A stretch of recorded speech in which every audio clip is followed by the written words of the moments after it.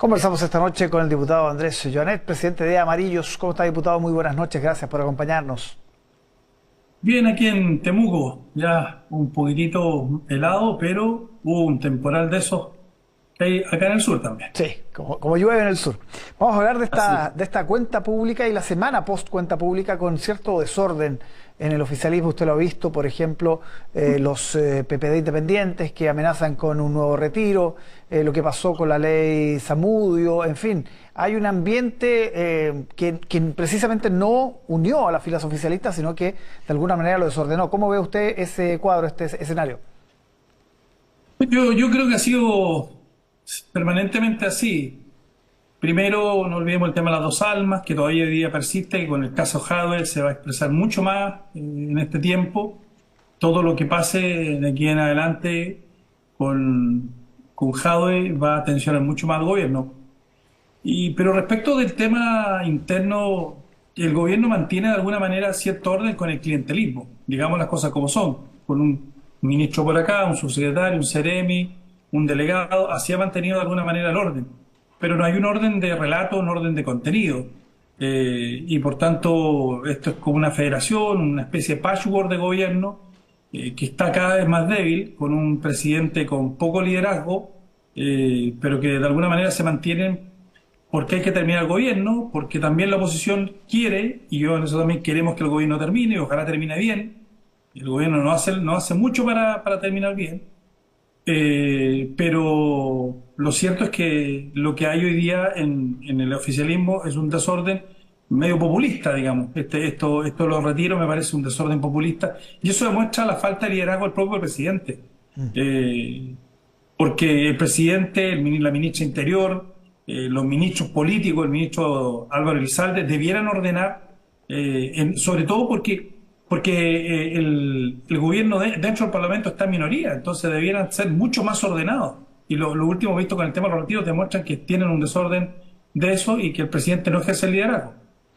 Ahora, ese escenario de retiros cuenta con importantes sectores dentro de la Cámara. ¿Podría prosperar eso? ¿Cómo pretenden, porque me imagino que usted está en contra, pretenden frenar esa iniciativa? El primero te imaginas bien, Álvaro, y yo no voy a andar sin eufemismo, aquí mira que lo vamos a ver, etcétera. Efectivamente, la bancada de centro no lo hemos discutido, pero por lo menos yo tengo una posición.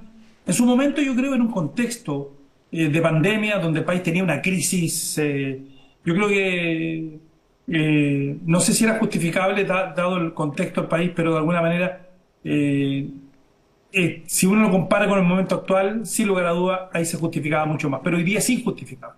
Sabemos el daño, ya está claro el daño que se le hizo los retiros a la economía del país. Eso ha significado menos crecimiento, ha significado más inflación y ha significado menos puestos de empleo, etcétera, etcétera. Y por tanto, quienes somos responsables políticamente, quienes tenemos convicciones democráticas y también de que el país prospere, no vamos a estar en la línea populista, pero eso demuestra lo que es el gobierno, de qué está hecho el gobierno.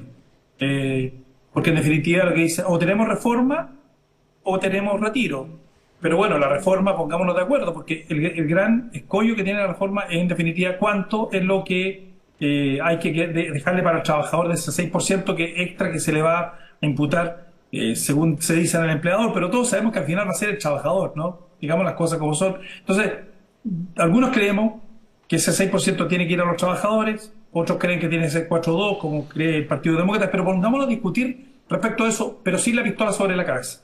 Y a mí me parece que lo que están haciendo algunos partidarios del gobierno, parlamentarios del gobierno, es una pistola sobre la cabeza, porque en el fondo los que estamos discutiendo este tema para que el trabajador quede en mejores condiciones, para que efectivamente el día de mañana pueda jubilar de mejor forma, no lo estamos haciendo por presionar al gobierno o por ganarle al gobierno. Yo estoy absolutamente dispuesto a que nos sentemos con el gobierno, pero sobre propuestas serias y no populistas de decir, o usted me da esto o yo voy con los retiros.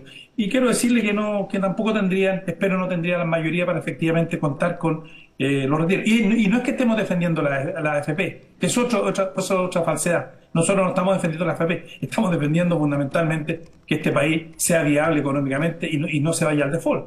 Sí. Hablamos de Venezuela, diputado, con esta nueva Sí. arremetida del fiscal general. Hoy día una nota de protesta anuncia el presidente Boric, pero hay muchas voces que incluso pidieron romper relaciones. Lo insinuó incluso el subsecretario Monsalve, después fue acallada esa versión y el tema lo toma la Cancillería. Pero, ¿qué piensa usted que hay que hacer con Venezuela después de esta declaración? Bueno, es que yo lo he dicho desde un primer momento. Primero, y creo que lo conversamos, Álvaro, cuando el subsecretario Monsalve fue a Venezuela, yo mismo dije, bueno, ¿qué fue él? ¿Cómo le va a poder creer una dictadura? Si en Venezuela no se respetan los derechos humanos, los poderes no están separados. Lo dice el presidente, lo dice de alguna manera, ¿eh? En Chile se respeta la democracia. En Chile además hay división de poderes y eso de alguna manera lo que está diciendo el presidente es eso, ¿no? Es que en el fondo en Venezuela no hay. Lo que sabemos que este fiscal, el señor Tarek Williams, es una especie de matón, un fiscal matón, perdóname la expresión, pero yo ya también estoy cansado, un matón que incluso pone y saca jueces, de eso estamos hablando. Y aquí lo que hay es una cuestión gravísima, porque aquí mataron a un ciudadano venezolano, a Ronald Ojeda, y lo cierto es que todos los indicios, todo nos muestra que efectivamente todos los caminos van hacia Venezuela y que ahí estarían naturalmente las personas que lo mataron. Entonces, yo creo que efectivamente ya es tiempo de ponernos colorados de una vez y tener una decisión dura con Venezuela y alguna parte efectivamente romper relaciones con Venezuela, y yo creo que una alternativa, porque Venezuela es el origen del problema que tiene Chile. El origen del problema de la delincuencia, del crimen organizado, de la migración irregular es Venezuela, no solo para Chile, sino para toda América Latina. Y hemos sido extremadamente todos los latinoamericanos respetuosos con Venezuela. Pero que hoy día hay una crisis de seguridad en toda América Latina se debe única y exclusivamente a el problema que hay en Venezuela, y el problema es que hay una dictadura donde no hay elecciones libres, como sabemos, donde no se permite a todos los candidatos postular, en fin. Entonces, yo diría que dejémonos de eufemismo, y si hay que romper con relaciones, yo creo que este es el momento, pero no sigamos creyéndole a Venezuela, porque Venezuela es una dictadura y a las dictaduras no se les cree. Sí, no es suficiente esta nota de protesta entonces. No, yo creo que no, porque ¿a qué fue el subsecretario Monsalve? Yo se lo he dicho. O sea, en un momento que nosotros justamente estábamos presionando por el tema migratorio, va el subsecretario. Luego comienzan en definitiva a creer que nos va a entregar información a la PDI, a la Fiscalía, y con esto ya cierran todas puertas.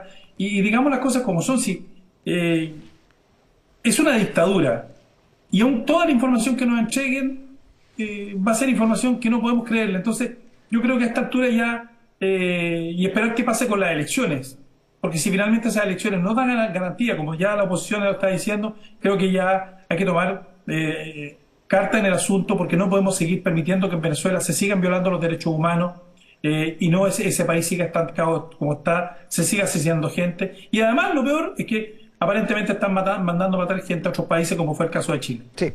Último tema, negociación municipal. ¿Ha sido suficientemente generoso con ustedes, con amarillos, con demócratas?